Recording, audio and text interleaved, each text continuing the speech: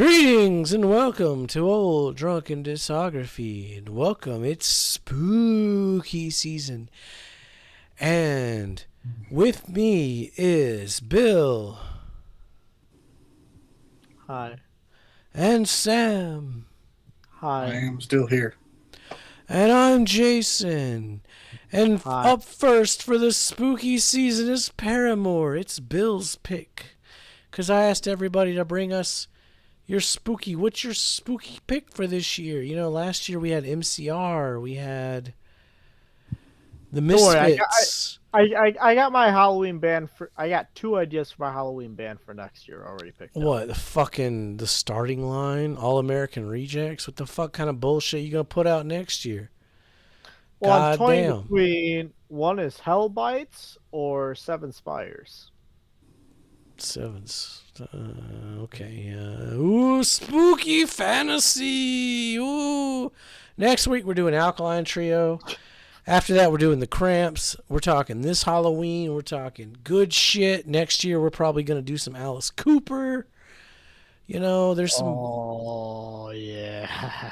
But welcome to October at ODD. We're talking Paramore, which the only thing spooky about them is 35-year-olds listening to them. That's kind of creepy. That gives me the heebie-jeebies.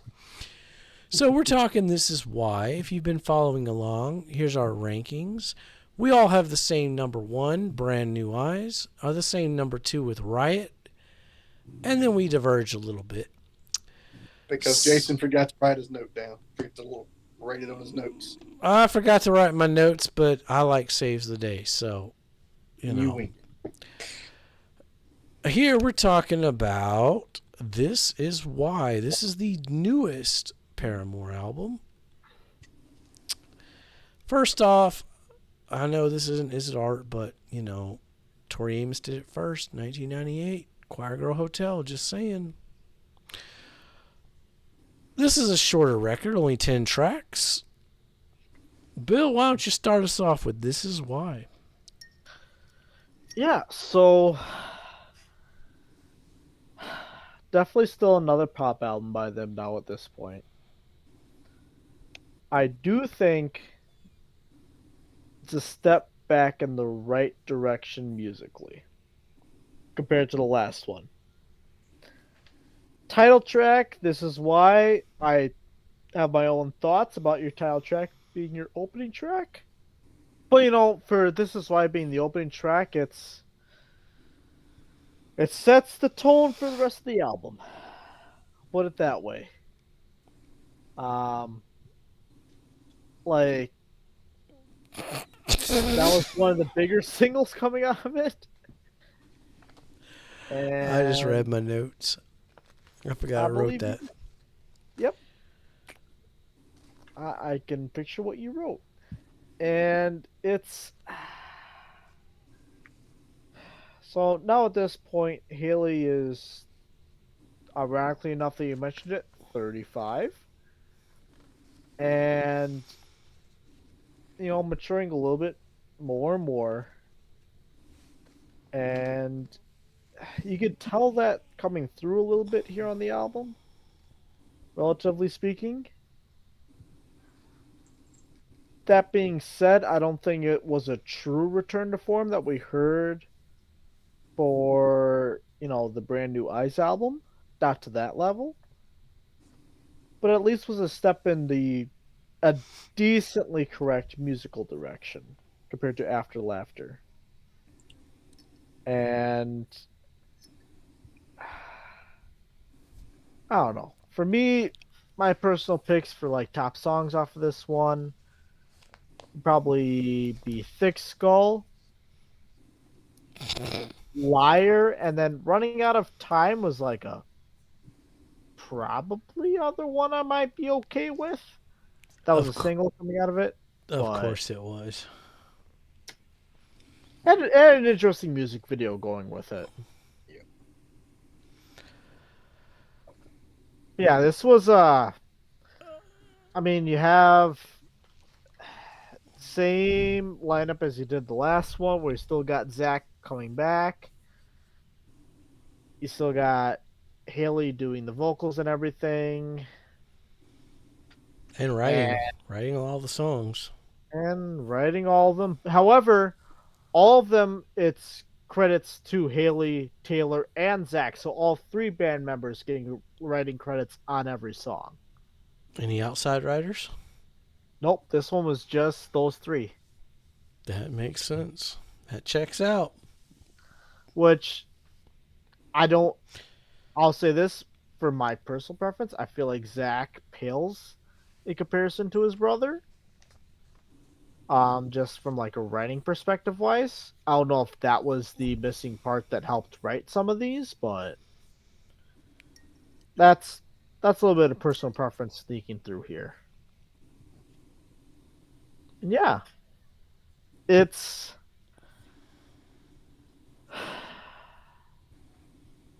it happened. That's about all there is to say. It happened. Okay, you heard it here first, folks. It happened. Sam, what did you think of This Is Why?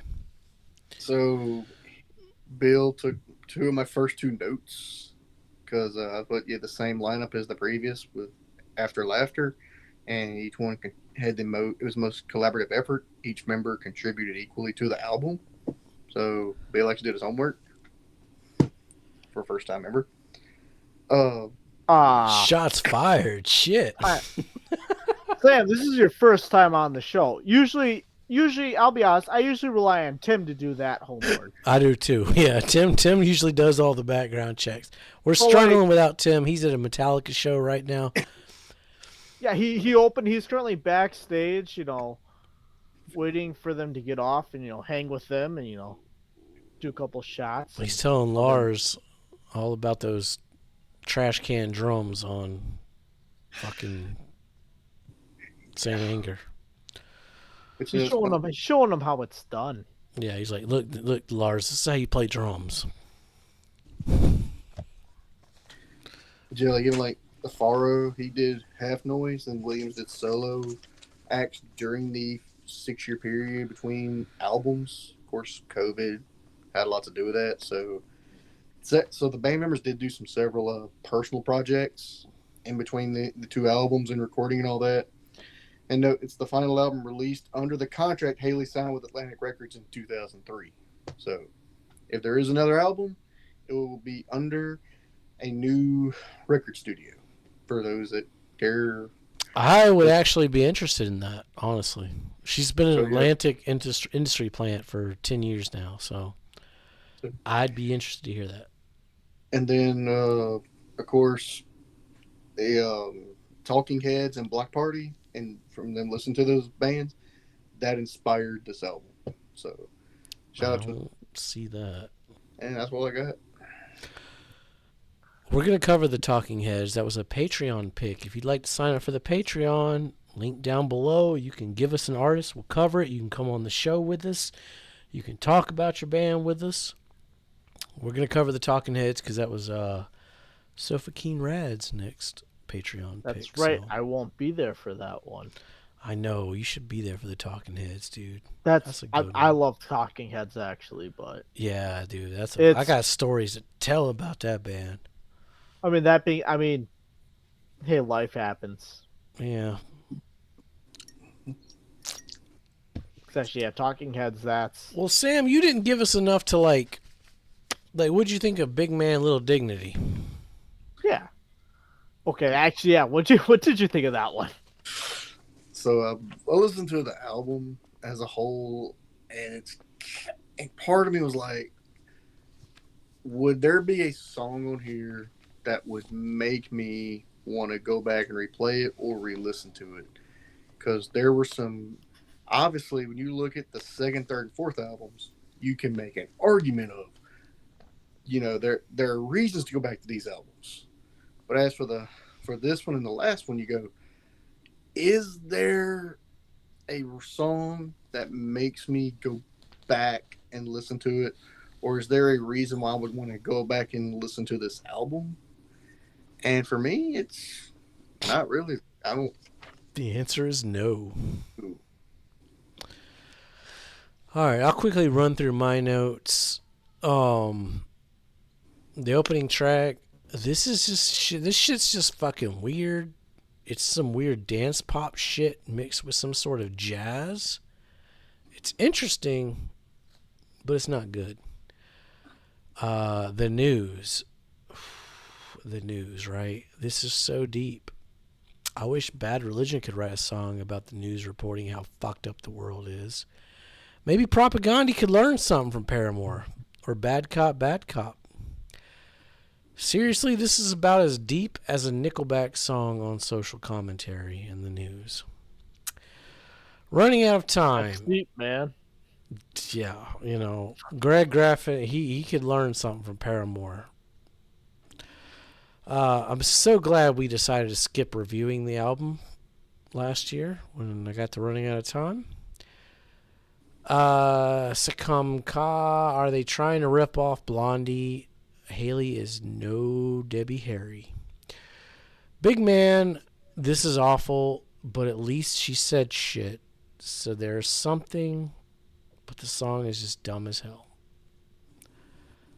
I guess the lyrics were good, is what I'm interpreting from my drunken notes, but the music was awful, but the lyrics were good.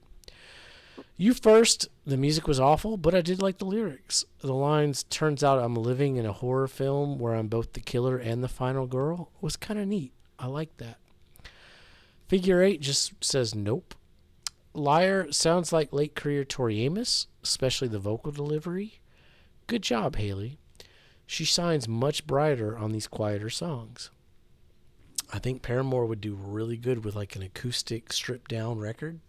I think that would be fucking great. If they had a symphonies one, like that'd be a really damn good album.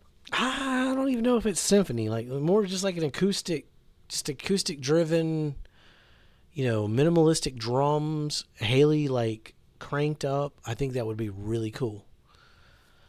It's they're throwing in all this like pop bullshit behind her, and it just doesn't work for me.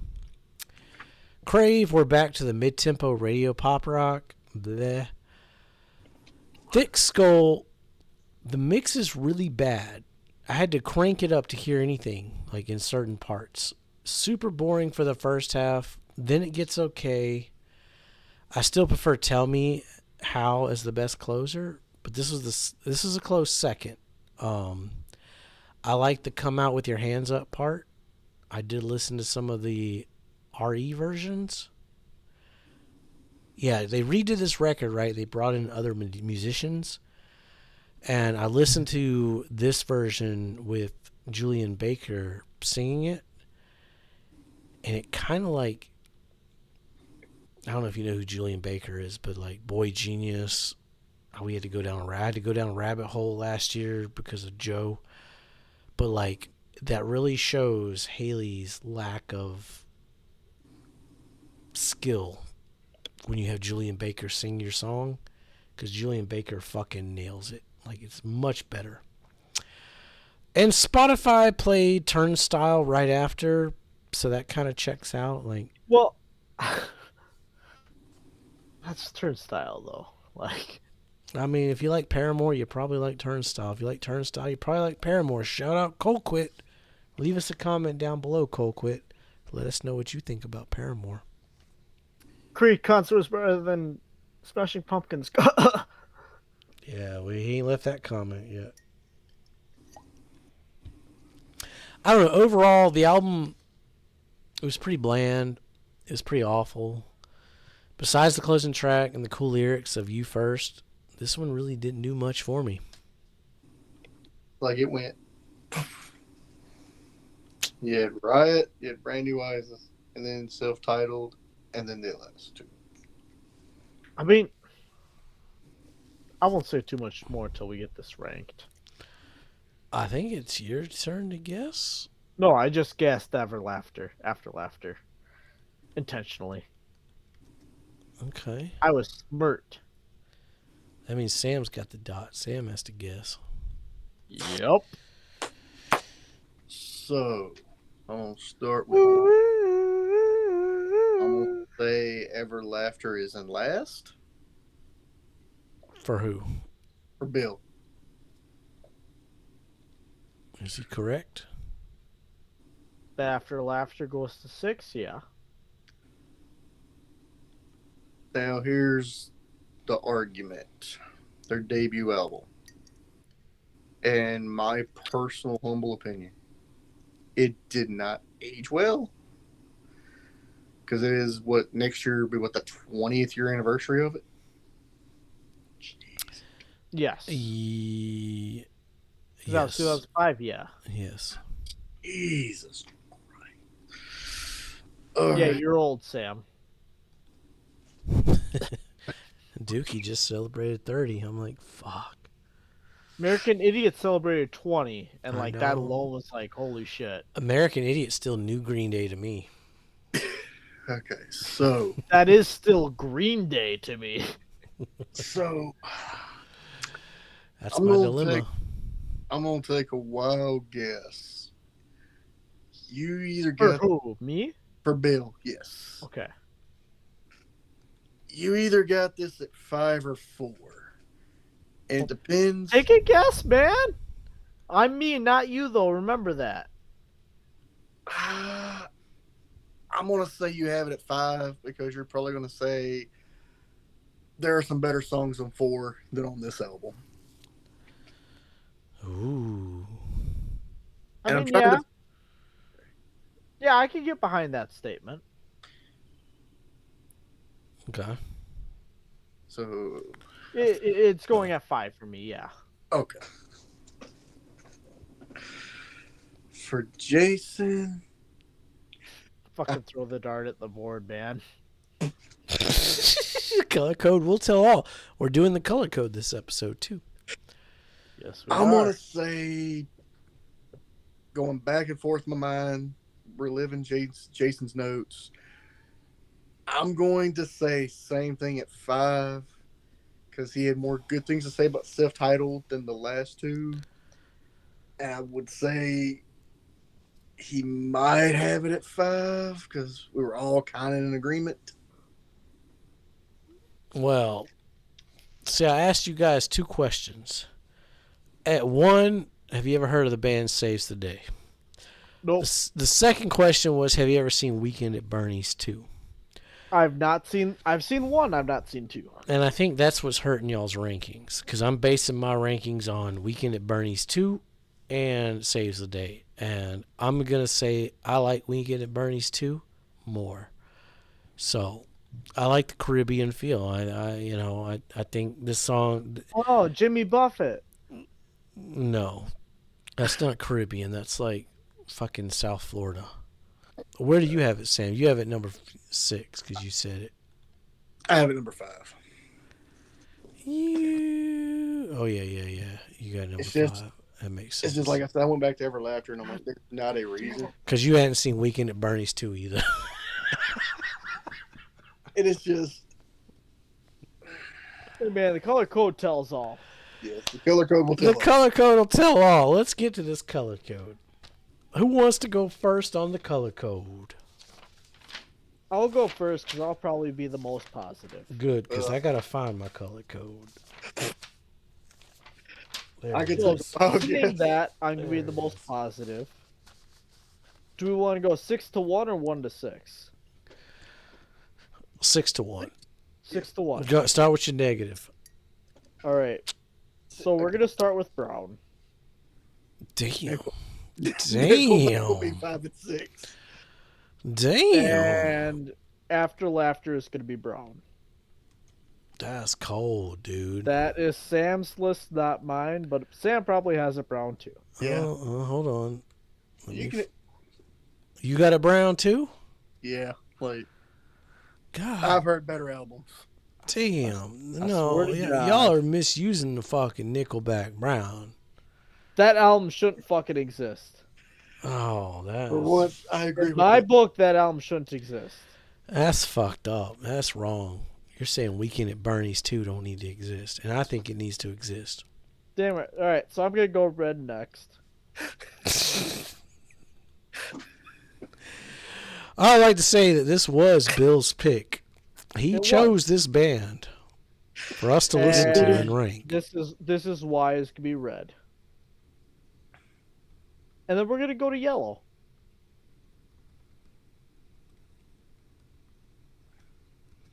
So this is your caution. This is your proceed at Yep. caution.